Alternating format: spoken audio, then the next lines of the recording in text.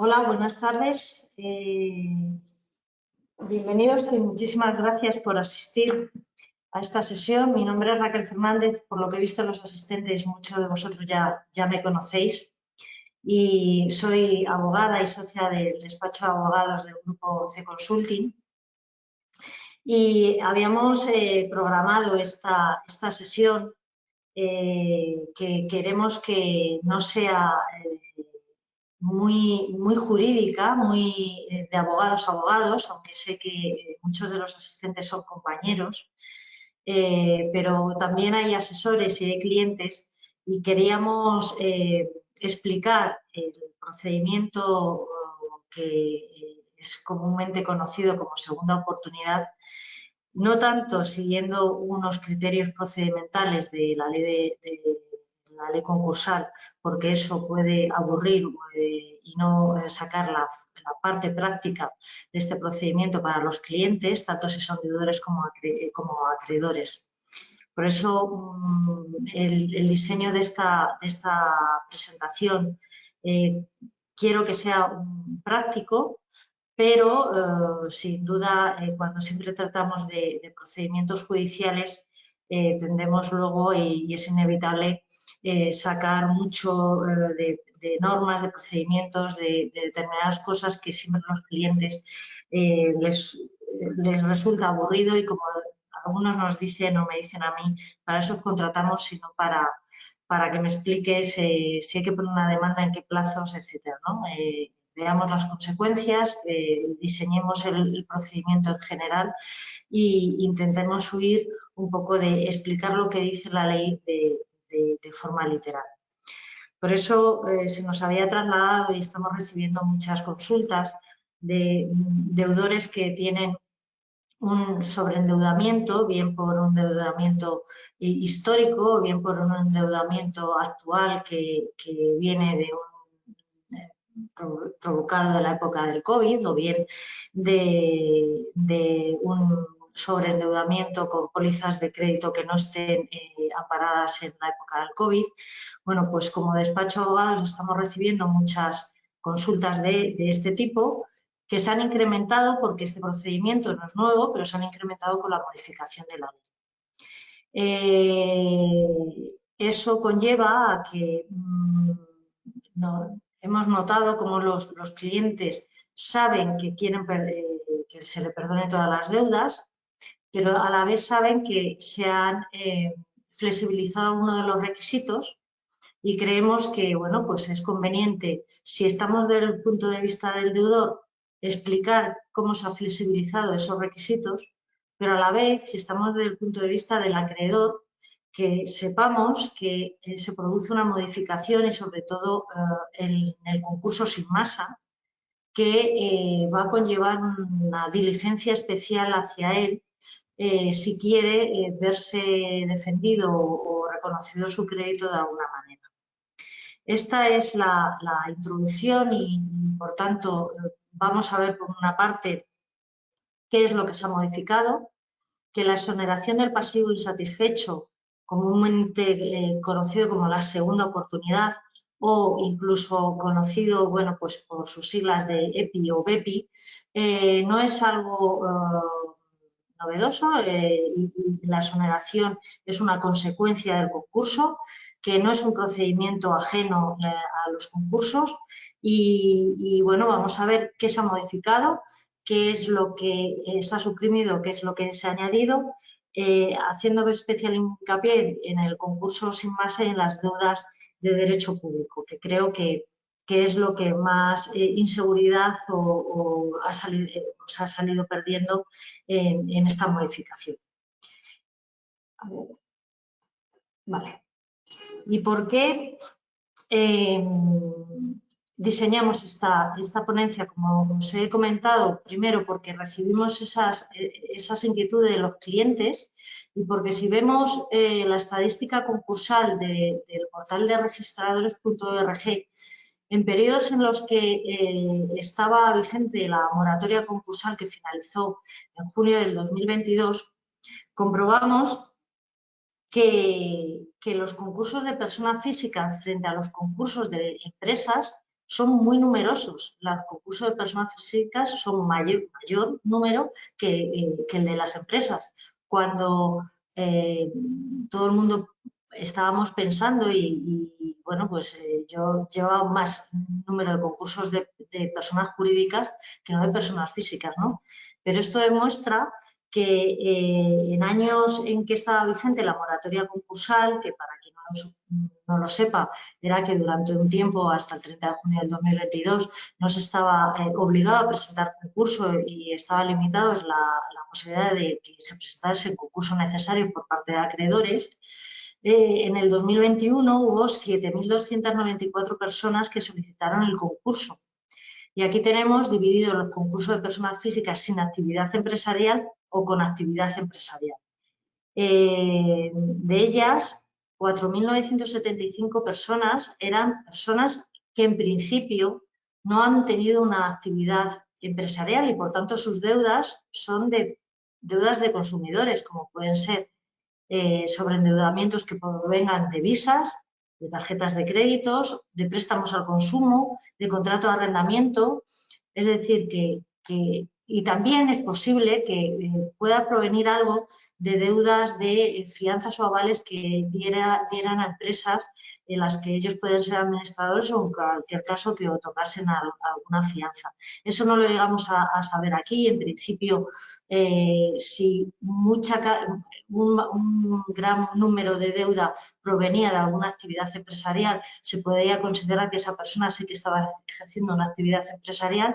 Pero bueno, creo que son significativos los números, que en 2022 no disponemos todavía del cuarto trimestre, pero son 5.262 personas las que han solicitado el concurso. Y considero que las cifras que hasta el día de ayer no teníamos del cuarto trimestre van a ser muy superiores a lo que tenemos anteriormente para las personas físicas, y eso lo considero porque por algunas informaciones que nos llegan de los juzgados, el mayor número de concursos que se están presentando, y eso sí que es después de la moratoria concursal, son especialmente de personas físicas. Como en septiembre se suprimieron determinados requisitos que se exigían para llegar a la exoneración del pasivo insatisfecho y al concurso, se han quitado esos requisitos, pues creo que el número de personas físicas que han solicitado el concurso en el cuarto trimestre va a ser muy elevado. Yo creo que superior a una media de unos 1.600 personas físicas que en trimestres anteriores habían presentado el concurso. Habrá que estar atentos, pero la sensación como profesionales es que este número se va a incrementar. Bueno, la ley se modificó y entró en vigor en septiembre del 2022 porque veníamos obligados, o el Gobierno venía obligado a transponer una directiva europea de marco de reestructuración e insolvencia que ya iba fuera de plazo para transponerla. Aprovechó la transposición de esta directiva para modificar en su totalidad la ley concursal, modificando otros extremos que ahora mismo no son objeto de esto y tampoco es necesario explicar, pero yéndonos a los concursos de personas físicas, se produce una profunda modificación sustituyendo o suprimiendo determinados requisitos. Antes, una persona física, para poder llegar al concurso, a la exoneración del pasivo, a la segunda oportunidad, pues tenía que cumplir unos requisitos, y uno de ellos era haber intentado un acuerdo extrajudicial de pagos. Todos creo que estamos familiarizados porque todos hemos estado ya participando en alguno. En ese acuerdo extrajudicial de pagos se nombraba un mediador concursal que intentaba, se hacía una reunión con todos los acreedores y se proponía un acuerdo a todos los acreedores. Este mecanismo ha fracasado estrepitosamente. No he asistido yo a ningún acuerdo extrajudicial de pagos como acreedora que sea serio. Se estaba utilizando, porque no nos engañemos, el concurso de persona física en su inmensa mayoría solamente tiene una finalidad, y es llegar a conseguir la exoneración del pasivo. y por tanto esto se utilizaba porque era un requisito que me exigía la ley y ya está. No, las razones por las que falla, pues aquí yo creo que son culpas compartidas. Por un lado, el deudor presentaba unos acuerdos extrajudiciales de pagos que eran insostenibles, proponía acuerdos de pagos con quitas del 95% y pagos a lo mejor en 5 años, cuando no quitas superiores. Por parte de los acreedores, ante propuestas de pagos infundadas o sin ninguna razón, o incluso con unas quitas tan sumamente elevadas, lo único que hacían era mostrar su posición, o como mucho acudían y se mostraban su rechazo. Y por último, pues porque en este acuerdo extrajudicial de pagos las deudas de derecho público no estaban afectadas y por tanto tampoco se veían para mucho, ¿no? Si tengo acreedores pero al final debo Hacienda y Seguridad Social y a esas no las puedo obligar, pues entonces ¿para qué voy? Por eso creo que este mecanismo fracasó. Si fracasaba íbamos al concurso consecutivo. Bueno, pues ahora todo esto ha desaparecido y ahora la persona física puede ir directamente al concurso. También una de las modificaciones más importantes es que las personas físicas que no eran empresarios tenían la competencia de los juzgados de primera instancia y los que eran empresarios o autónomos profesionales se iban a los juzgados mercantiles. Esto también provocó que cuando caías en un juzgado de un pueblo en el que no tenía muchísima experiencia de concursos, pues para ellos era bueno, pues, un sufrimiento, los procedimientos se alargaban, resoluciones totalmente contradictorias o incongruentes, pues porque faltaba la experiencia de lo que es al final un concurso. A partir de esta modificación, la única competencia recae en los juzgados mercantiles y, por tanto, por lo menos lo volvemos a tener encauzado en unos profesionales que ya saben de todas las terminologías jurídicas. Otra novedad que ha entrado en vigor el 1 de enero del 2023 es el procedimiento de las microempresas, que esto también nos tenemos que empezar a familiarizar y esto tiene una unión con el BEPI o la exoneración del pasivo insatisfecho, porque es un procedimiento obligatorio para aquellos profesionales, personas físicas, empresarios y aquellas sociedades que cumplan una serie de requisitos. ¿Cuáles son obligatoriamente las empresas o profesionales que tengan que ir a este procedimiento? Pues son empresas o profesionales en las que en el año anterior no hayan tenido a más de 10 personas empleadas y aquellas en las que tengan un volumen de negocio inferior a 700.000 euros o un pasivo inferior a 300.000. Este procedimiento de microempresas no vamos a aburrir ahora mismo, es un procedimiento que bueno, pues es novedoso, se tiende a que todo vaya con formularios, en prejuicio de que se tiene que contar con los profesionales, que se quiere tramitar de forma telemática, etcétera. Y en cualquier caso, bueno, pues también puede llegar a que una empresa, un profesional, un empresario, persona física, persona natural, vaya a este procedimiento, al final también se quede sin bienes, pero con muchísimas deudas que satisfacer. Bueno, pues también por este procedimiento podrá llegar a la solicitud de la exoneración del pasivo insatisfecho. Bueno, ¿y a quién va dirigido? En principio, como digo y hago un pequeño resumen, para llegar a la exoneración del pasivo insatisfecho hay que por lo menos haber solicitado el concurso, bien concurso normal o bien el concurso por el procedimiento de microempresas. Para no referirme todo el rato a esta distinción, unificaré todo y diré que para llegar a la exoneración, me da lo mismo si soy microempresa, he tenido que solicitar el concurso o empezar un procedimiento de este tipo. Y es la consecuencia de la ausencia de masa activa al principio en ese concurso el que nos va a dar pie para solicitar la exoneración. La exoneración, ¿por qué? Pues porque en el Código Civil se establece el principio de la universalidad de la responsabilidad de las personas físicas de las deudas con todos sus bienes presentes y futuros. Por lo tanto, hasta que se introduce en la legislación española el mecanismo de la exoneración o de la segunda oportunidad, estamos acostumbrados a que cualquier bien que podamos tener en el futuro queda afecto al pago de las deudas pasadas siempre que no hayan prescrito.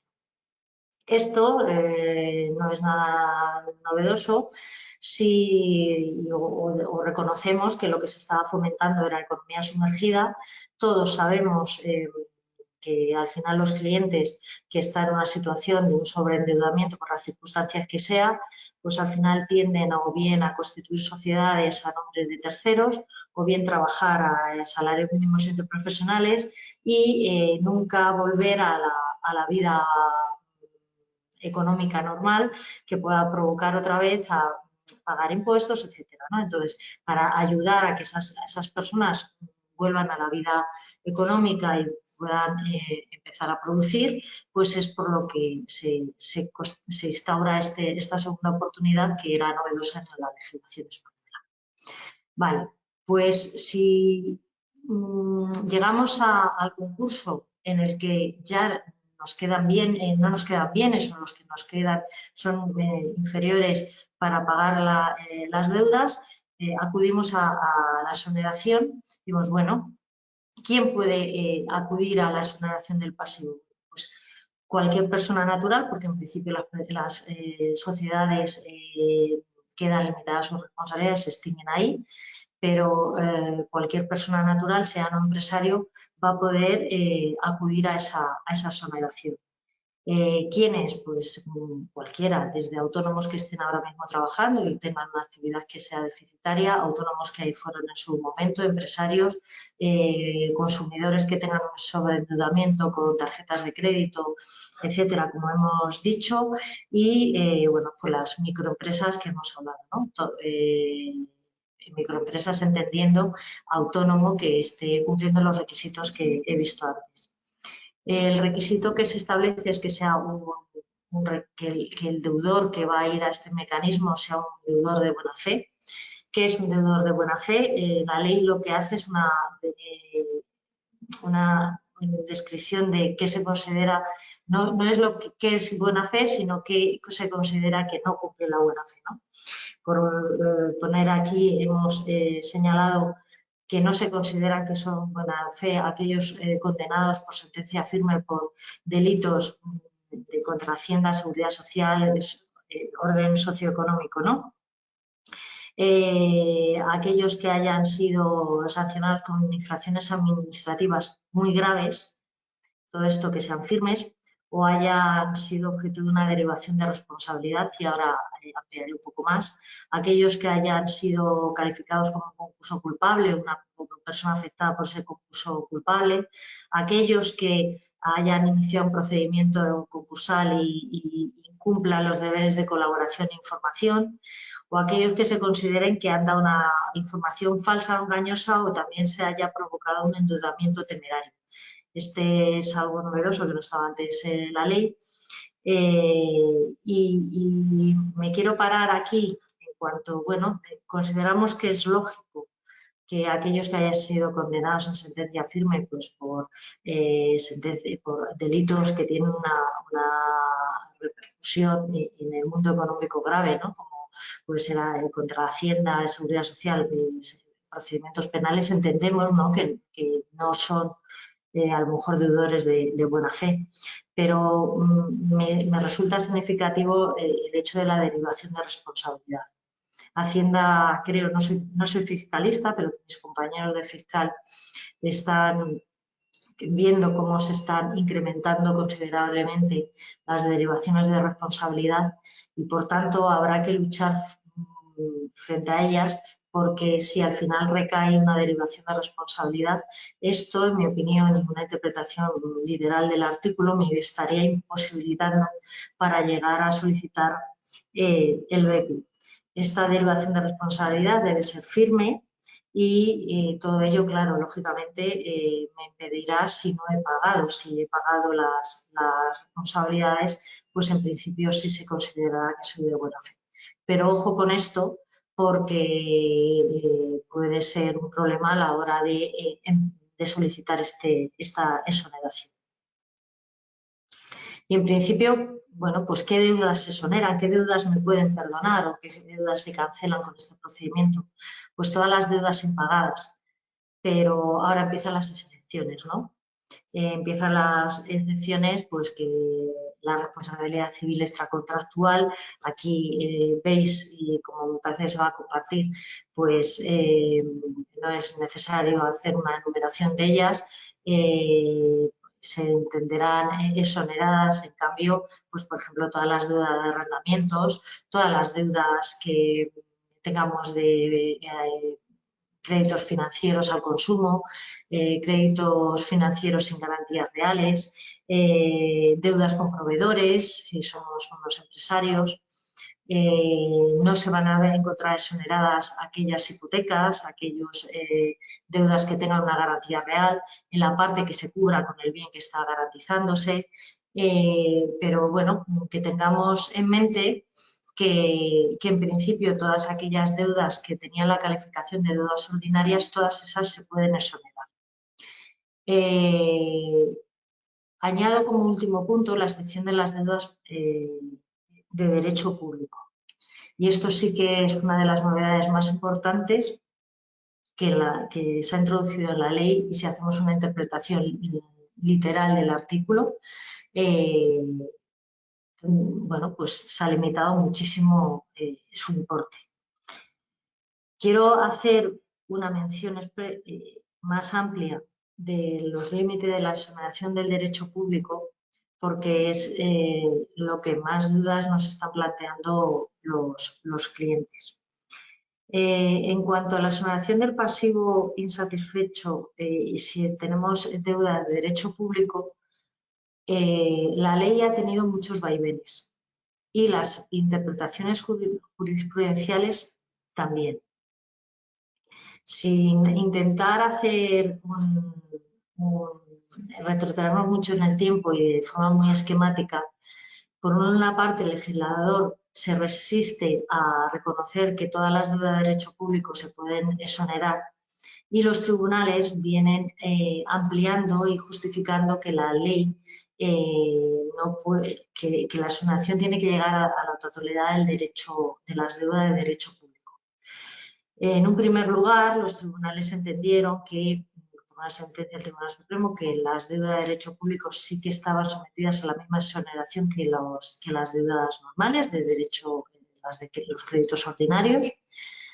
Cuando hubo se refundió el texto refundido, el legislador introdujo ahí un artículo para limitar las exoneraciones.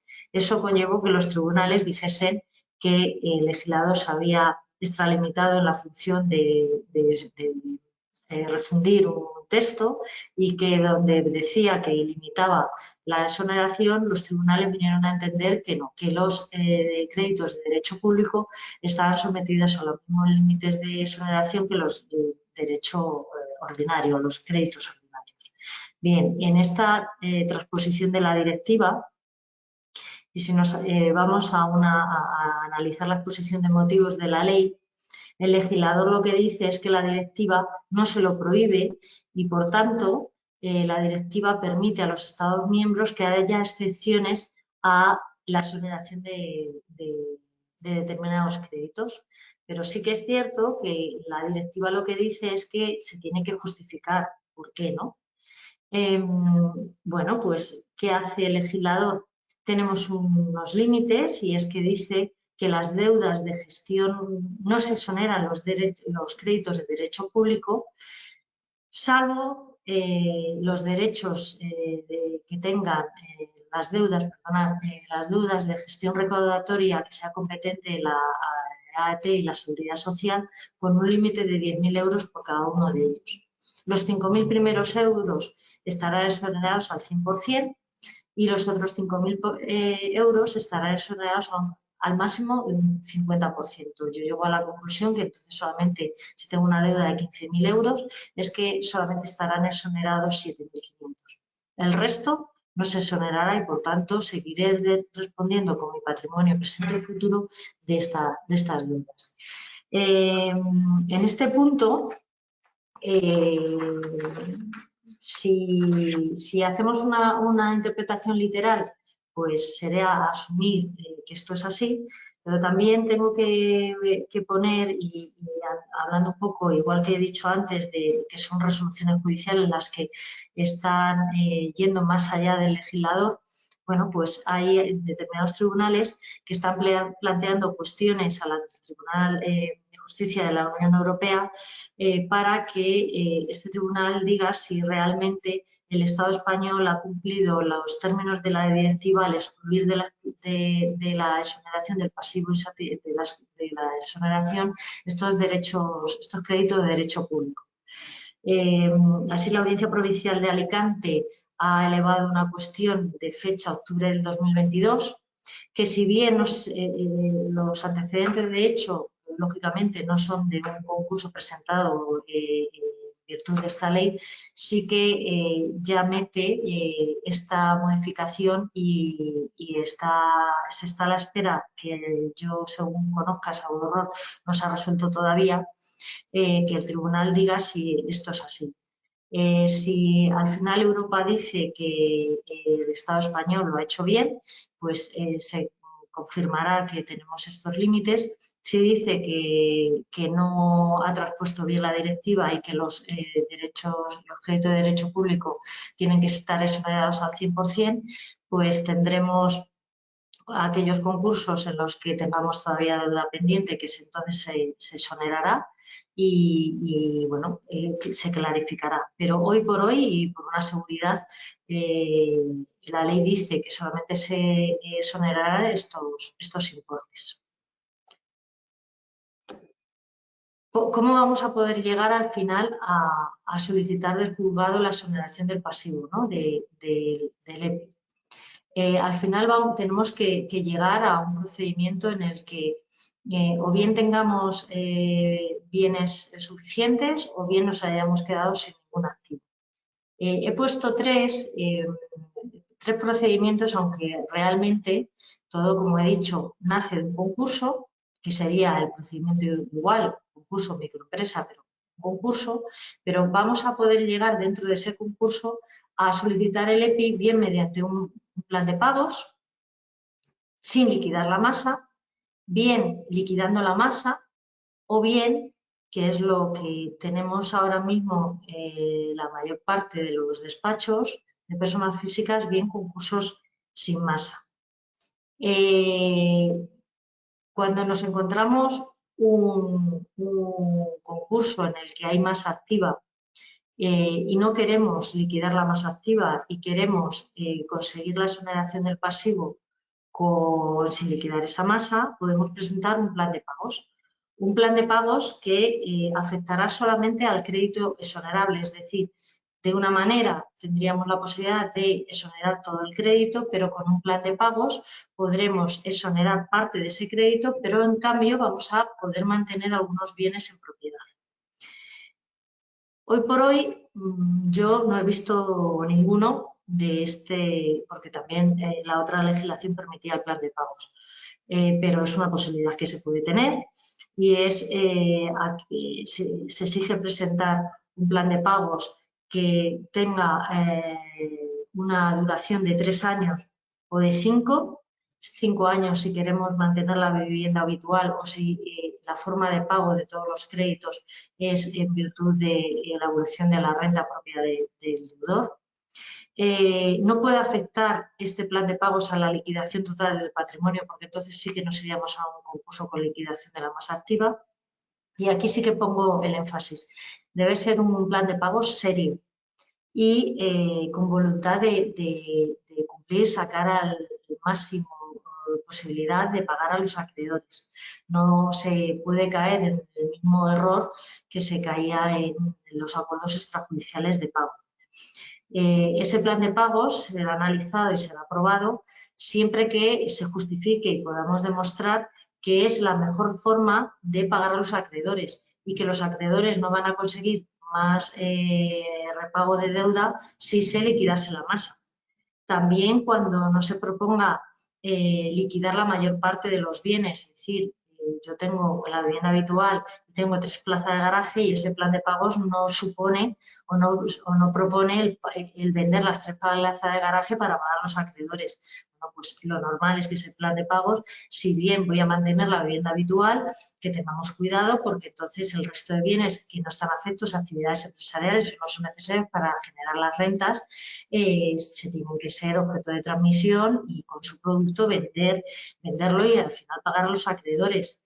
Que también un plan de pagos que pongamos a disposición de los acreedores el mayor número de rentas que uno sea capaz de generar durante los 3 o los 5 años, una vez satisfechas las necesidades básicas de vivienda, de vivir el propio deudor, así como aquellos obligados a los que él tenga que prestar alimentos y sus propias obligaciones de pago de la actividad empresarial si es que la va a continuar. Por lo tanto, tienen que ser planes de pagos que se pueden casi igualar a los convenios en los concursos de acreedores, que es lo que nosotros venimos utilizando o oyendo, ¿no? Que sean planes de pagos serios. Si conseguimos aprobar un plan de pagos de estos términos, pues nos concederán la exoneración del pasivo insatisfecho de forma provisional y una vez que se cumpla el plan de pagos tendremos la exoneración de las deudas de forma definitiva. Ahora bien, las deudas que se contraigan a partir de ese plan de pagos se tienen que pagar. No podemos volver a incurrir en una solicitud de concurso porque ya no tendremos ese beneficio de nuevo a corto plazo para solicitar otro EPI. En cualquier caso, si durante el cumplimiento del plan de pagos vemos que es imposible cumplirlo, pues sí que se podrá pasar al EPI por medio de cualquiera de las otras dos vías o mecanismos.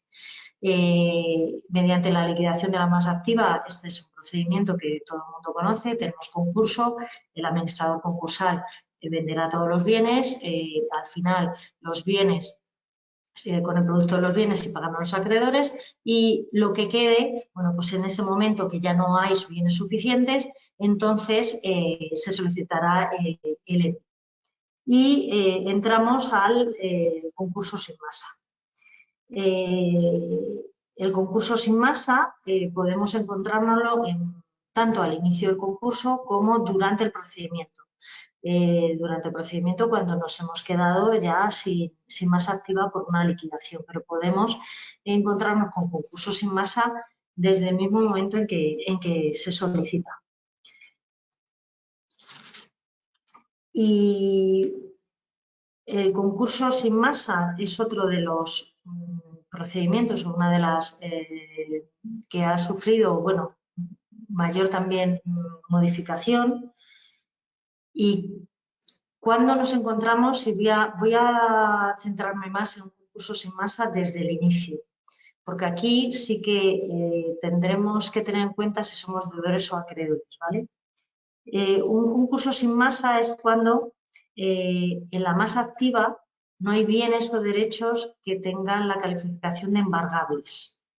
Nos encontramos con el salario mínimo interprofesional, por ejemplo, o nos encontramos con material de trabajo de escaso valor. Bueno, pues esos son bienes inembargables y tenemos enfrente un montón de deudas. También aquellos que la liquidación cuesta más que empezar a venderlos o que el valor de los bienes sean inferiores al coste que puede suponer un concurso. Ejemplos, pues la más activa me encuentro el coche que vale 1.500 euros y no sé, una cuenta bancaria que tiene 500 euros. En total tengo una masa activa de 2.000 frente a un pasivo de 40.000. Solamente nombrar a un administrador concursal, empezar todo el procedimiento para vender un coche de 1.500 que al final será chatarra, pues todo eso no justifica que se ponga en marcha toda la maquinaria. o bien que tengamos mercancías, si soy un empresario, pues obsoletas. O digamos que solamente tenemos el aire acondicionado o la maquinaria que ya está para achatarrar. O créditos que me deben a mí determinados clientes, pero son fallidos o muy antiguos. Bueno, pues esos elementos que hay veces que se ponen y no se hace una valoración seria de qué es lo que puede valer, nos puede mostrar que su valor es tan bajo que no merece la pena empezar. O incluso tengamos una vivienda, y este es un caso en el que ahora mismo yo creo que tal y como está el mercado inmobiliario ya no nos lo vamos a encontrar, pero nos lo encontramos mucho en la anterior crisis, y es que teníamos bienes hipotecados donde el valor del bien era muy inferior al valor de la carga hipotecaria. Al final empezar un procedimiento judicial en el que ese banco que tenía la hipoteca iba a sacar el bien a subasta y con su importe se lo iba a cobrar él y no iba a haber más dinero para nadie, pues también se podría considerar un concurso sin masa. Ahora mismo yo creo que no estamos en situaciones así porque el mercado inmobiliario está subiendo y las cargas hipotecarias están ya más ajustadas. Pero bueno, esos serían casos así generales en los que se pueden considerar que estamos ante una solicitud de concurso sin masa. En la solicitud es recomendable que incluso se explique y se detalle que estamos ante un concurso sin masa y en ese caso incluso solicitar ya la exoneración del pasivo insatisfecho. ¿Qué ocurre en este procedimiento? Cuando le llega al juzgado una solicitud de concurso así, como primera medida, lo que hace es dictar una resolución en la que no va a nombrar administrador concursal ni va a declarar el concurso. Sencillamente va a acordar que se publique en el tablón edictal del BOI, en el registro público concursal, la solicitud de concurso con una finalidad, para que los acreedores se enteren que una persona física ha solicitado el concurso, o bien una sociedad, pero aquí centrándonos en personas físicas, y aquellos que puedan representar más del 5% del pasivo puedan solicitar del juzgado que se nombre a un administrador concursal a los únicos efectos de que diga si el concurso puede ser considerado culpable, si puede ejercitarse acciones de reintegración a la masa activa o bien que pueda haber indicio de acciones de responsabilidad. Si hay acreedores que esto lo pueden sostener y representan más del 5% del pasivo, el administrador concursal, el juez nombrará un administrador concursal, pero no para llevar todo el concurso, sino a los únicos efectos de que se redacte un informe que diga si cumple esos requisitos. Es decir, ¿quién paga este administrador concursal? Lo pagan los acreedores. Los acreedores que lo han solicitado lo tienen que pagar. Y en este caso, hay que, primero, en mi opinión, se traslada a los acreedores una diligencia de estar investigando si qué deudores están solicitando mediante un procedimiento que es el tablón edictal. Ya sé que hay empresas y ahora mismo mecanismos para grandes empresas para que les estén informando quiénes son las personas físicas que están o empresas que pueden estar en concursos sin masa y que se están publicando ahí.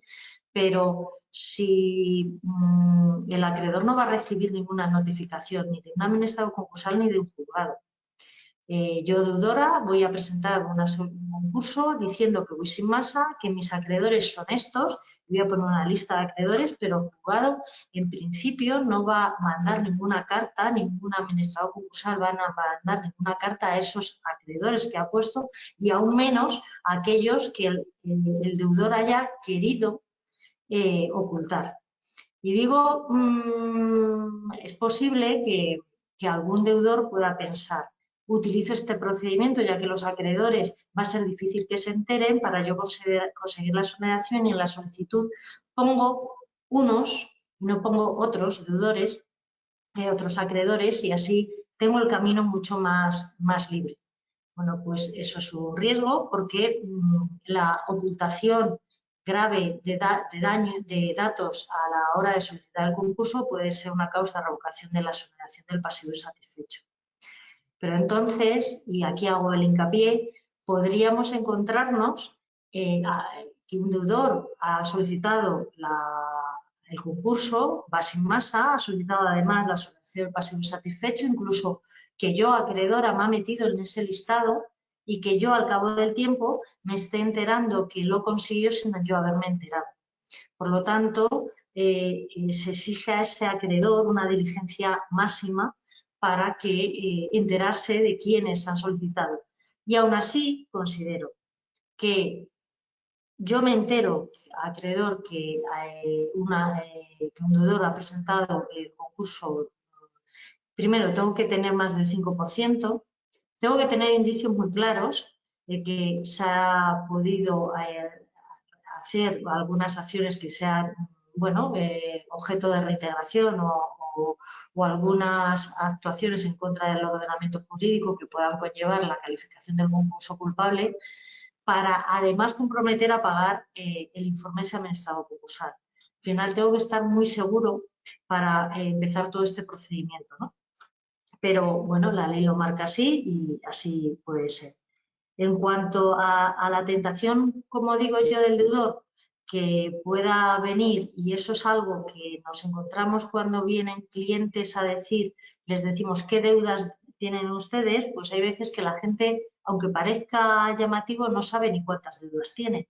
Y sobre todo en gente que, no tanto los empresarios, porque esos al final han llevado una contabilidad, etcétera, sino desgraciadamente algunos consumidores donde han tenido un sobreendeudamiento provocado por créditos al consumo, no solamente de entidades financieras.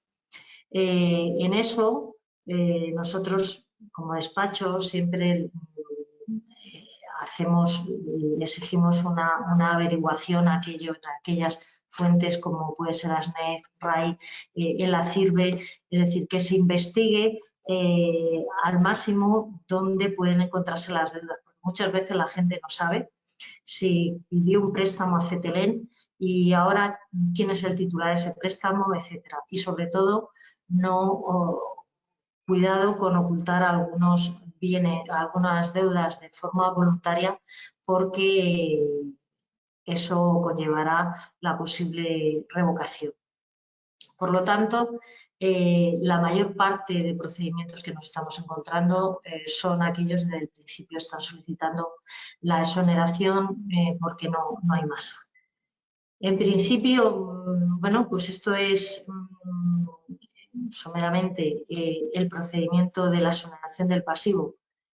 Como conclusión, se reducen los procedimientos y ya se eliminan aquellas trabas que había que hacer incrementando el coste, porque antes había que tener en cuenta que se iba a nombrar un mediador concursal, que se iba a nombrar un administrador concursal, y ahora mismo, si vamos a un concurso sin masa del principio, no habrá ni mediador, pero tampoco va a haber administrador concursal. Por lo tanto, queda todo mucho más rápido para conseguir esa exoneración. En contra, lo que tenemos si somos acreedores es que va a ser mucho más complicado que nos enteremos que nuestros deudores están en concurso, porque antes, al fin y al cabo, si entraba un administrador concursal, sí que hacía mayor investigación y había veces que comunicaba cosas que incluso el propio deudor no constaba, o bien en su contabilidad, o bien en los listados, porque se investigaba un poco más. Y bueno, pues en principio es un mecanismo, como os he dicho, que nosotros estamos notando que se está incrementando muchísimo, que puede ser positivo, y saquemos el lado positivo de que hay determinados empresarios que de otra manera no podían verse otra vez en la vida económica. Y bueno, pues solamente también mencionar que la ley sí que prevé que con la concesión de esa exoneración se dará de baja de todos los las bases de datos de mora, todas las bases que podamos conocer, pues para permitir que al final ese deudor pueda volver a la vida económica sin ese lastre, ¿no? de esas bases de datos. En principio, no sé, quedo a vuestra disposición. Estáis muchos compañeros, pero bueno, asesores, etcétera. Sabéis que nos tenéis a vuestra disposición todo el despacho. Y si queréis hacer alguna pregunta, pues quedo. A ver.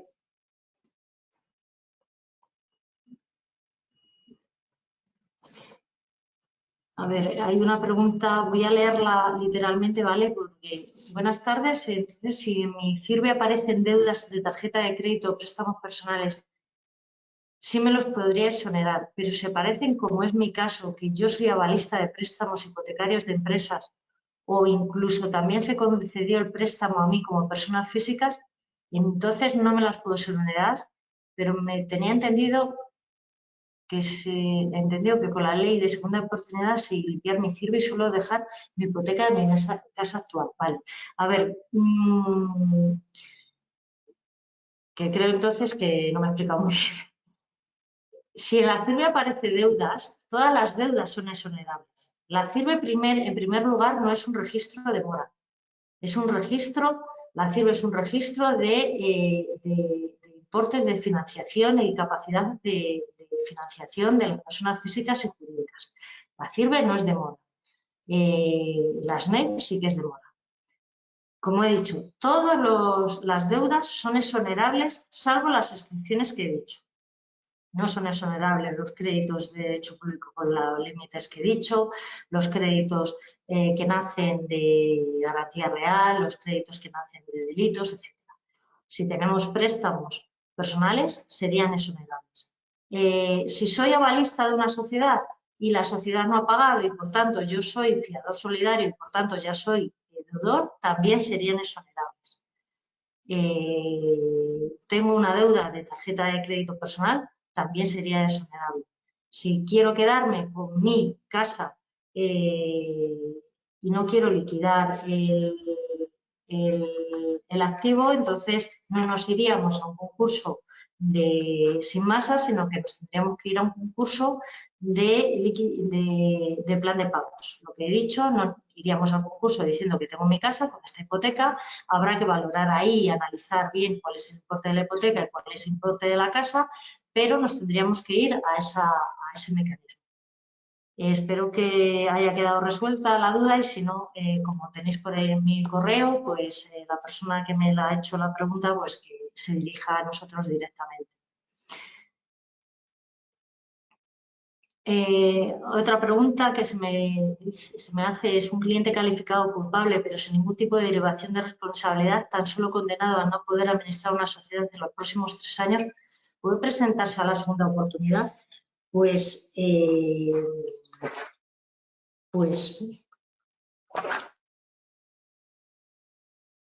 la ley dice cuando el concurso haya sido declarado culpable.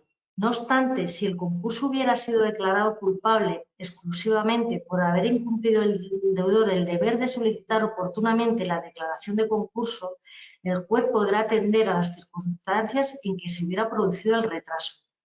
Yo creo que en ese caso no puedes, creo, porque, mi opinión, aquí no dice que se haya reintegrado.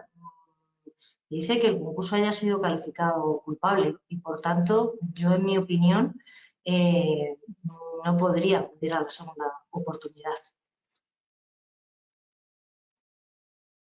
Otra pregunta que se me hace es: ¿un pensionista con pensión máxima estaría obligado a presentar plan de pagos a pesar que en 5 años no podría abonar la deuda? Sí. Tienes la pensión máxima, tienes bienes suficientes, no sería un crédito o un concurso sin masa. El plan de pagos no, con el plan de pagos no significa que vayas a tener que pagar toda la deuda que en otro caso pueda ser exonerable. El plan de pagos, lo que tienes que hacer es destinar la mayor parte de tus ingresos a pagar las deudas. Lo que no se pueda pagar afectando el mayor número de ingresos a pagar esas deudas, se exonerará. Es decir, si yo tengo una deuda de 100.000 euros, pero con mi pensión, aplicándole los porcentajes de inembargabilidad, etcétera, durante estos años voy a poder pagar 20.000 euros, pues los 80.000 euros restantes quedarán exonerados. Pero he podido demostrar que soy un deudor de buena fe, que he hecho un plan de pagos ajustado a mis necesidades y que encima he puesto la mayor parte de mis bienes, que es todo aquello que no sea embargable de mi pensión, a disposición de ese acreedor. Y, por tanto, la diferencia sería exonerable. No sé si hay más preguntas. Voy a hacer refrescar. Vale. No ha habido más preguntas. Por tanto, bueno, pues os agradezco mucho la atención de una materia un poco ardua y a veces, para los que no nos dedicamos a esto, aburrida. Quedamos a vuestra disposición para resolver cualquier duda y, bueno, esperamos veros en otras siguientes ponencias o webinar que haga el grupo CE y hasta la próxima.